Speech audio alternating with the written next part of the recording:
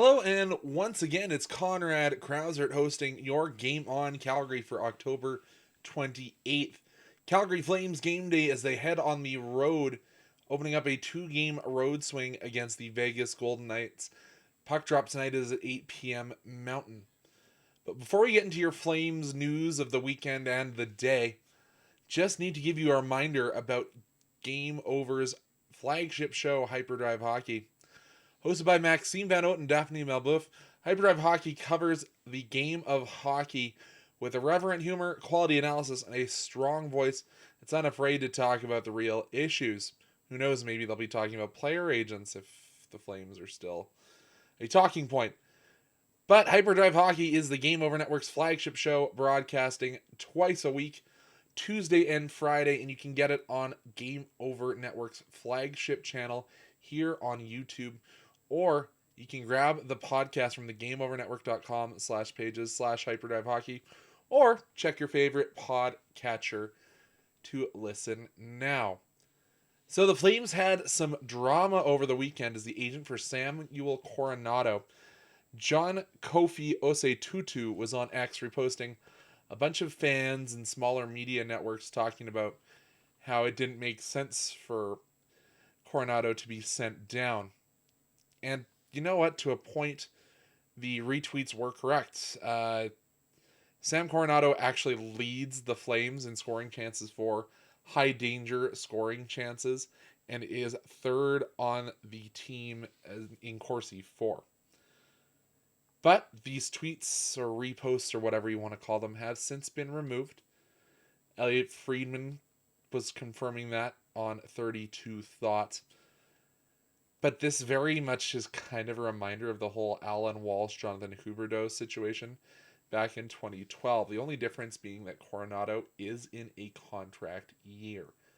So things a little bit different, younger player too. But you have to hope it was Coronato saying, hey, chill out, I don't want that smoke. I don't think him playing top 6 minutes in the AHL is actually bad for his development, even if it's behind the Wranglers' top 3. And let's look at what that Wranglers team has been doing. All they do is win, win, win no matter what. Well, they've lost one, but they're on a 7-game winning streak. Devin Cooley has put up a couple of 10 bell saves in that run. Look up the last one on your video platform of choice, because it was a doozy, even though he had his old Sharks mask on, because, I don't know, maybe Murray Edwards didn't want to pay for a second mask for his third string goaltender. But it's, I'm mostly joking. Then you talk about that first line of the Wranglers, which is Rory Cairns, Jacob Pelletier, and Walker Dewar, and they've been hotter than hot, with all three of them in the top 10 in the AHL in scoring. So there is kind of this show of, we have depth, it's doing well, it's just not at the NHL level. A Flames pundit, Mike Gould, said he doesn't want to see any of those young players make that jump to the Flames unless absolutely required, with the exception of Jacob Pelletier. His argument was these players just aren't quite ready. They need a little bit more seasoning. Cairns is still a little too young by his estimation, and mine's a fairly similar thinking. Dewar being allowed to be that veteran to kind of bring some of these guys up to speed. And then say you call Pelletier up, then you move Coronato up into that first line and see if they can get him going. Or Sam Honzek comes in and, once he's healthy, allows this Wranglers team to further compete.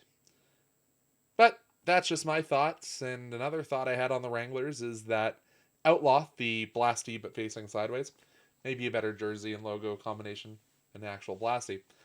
Probably going to get some flack in the comments for that one. But Calgary is heading down to Vegas to take on the lone team in the desert. Well, I guess the Salt Flats are kind of a desert. Yeah, I'll say they're the lone team in the desert. The Flames were 3-0 against the Knights last year, but they're heading into an arena where the Knights have not lost yet this season.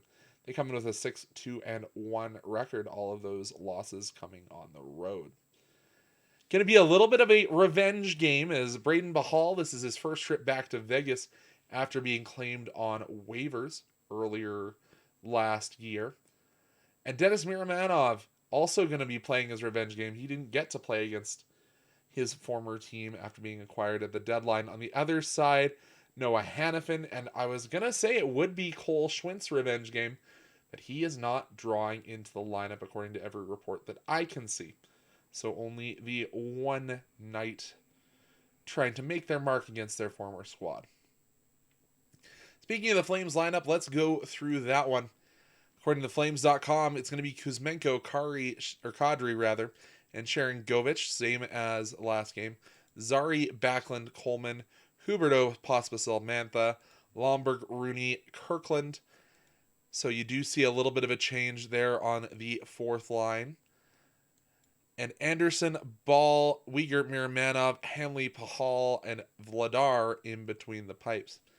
This game does mark game number 999 for Flames captain Michael Backlund, as he becomes just the second player behind Jerome McGinley to make that mark and will play in his 1000th game, hopefully, next game.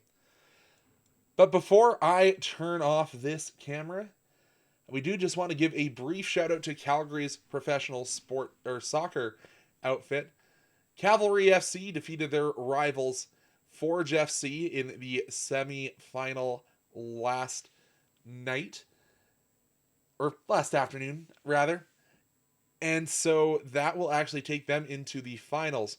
Forge has this weird double elimination that this Canadian Premier League has for their finals, so we could face Forge again in the finals if they defeat Atletico Ottawa on the 7th. But then they come into Calgary.